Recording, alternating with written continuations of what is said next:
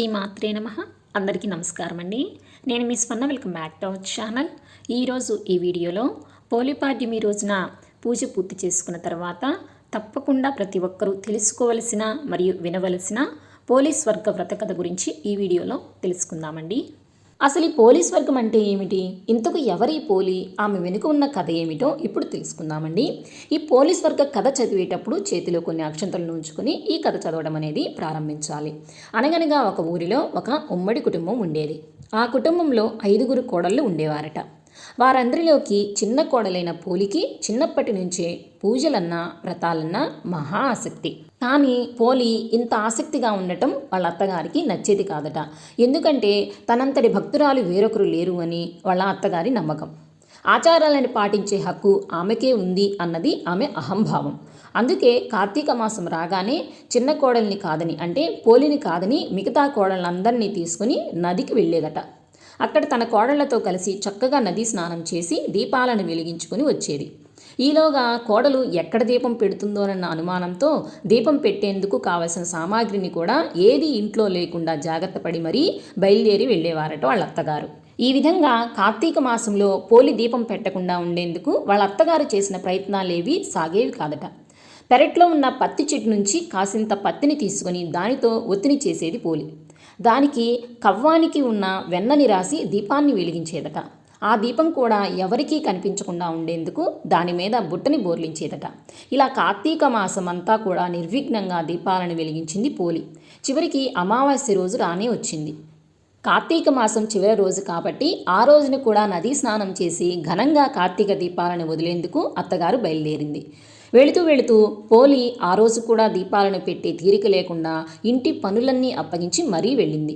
కానీ పోలి ఎప్పటిలాగే ఇంటి పనులను చకచకా ముగించేసుకుని కార్తీక దీపాన్ని వెలిగించుకుంది. ఎన్ని అవాంతరాలు వచ్చినా, ఎంత కష్టసాధ్యమైనా కూడా ధర్మాచరణ చేసిన పోలిని చూసి దేవదూతలకు ముచ్చట వేసింది. వెంటనే ఆమెను బొందితో స్వర్గానికి తీసుకెళ్లేందుకు విమానం దిగి వచ్చింది. అప్పుడే ఇంటికి చేరుకుంటున్న అత్తగారు, ఆమె కోడళ్ళు ఆ విమానాన్ని చూసి అది తమ కోసమే వచ్చింది అనుకుని మురిసిపోయారు.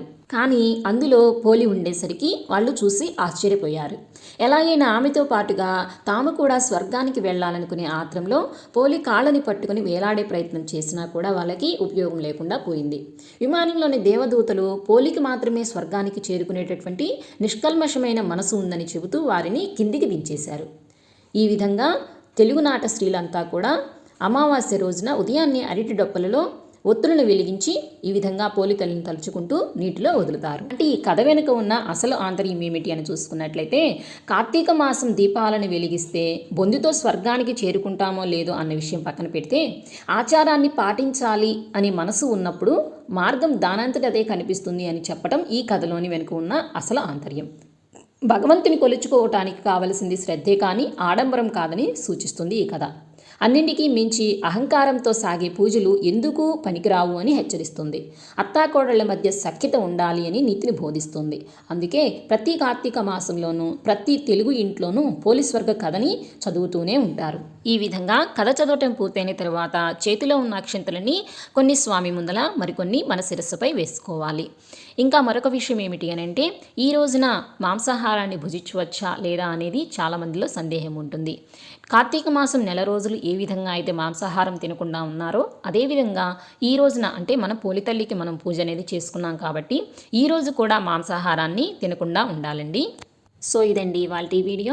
పోలిపాడ్యమి ఎప్పుడు ఏ తేదీన వచ్చింది, పోలితల్లికి దీపాలు ఏ సమయంలో వదలాలి, ఎన్ని ఒత్తుల్ని వేయాలి, అలాగే నదికి వెళ్ళి దీపాలు వదలలేని వారు ఇంట్లోనే ఏ విధంగా పూజ చేసుకోవాలి అన్న పూర్తి విషయాల గురించి మన ఛానల్లో ఆల్రెడీ 2 వీడియోస్ అయితే అప్లోడ్ చేశానండి. ఆ వీడియో లింక్స్ అన్నింటినీ కూడా మీకు డిస్క్రిప్షన్లో ఇస్తాను, తప్పకుండా చూడండి, మీకు బాగా ఉపయోగపడుతుంది.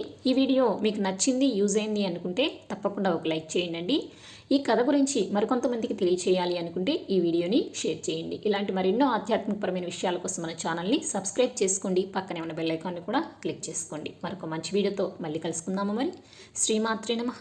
స్వస్తి.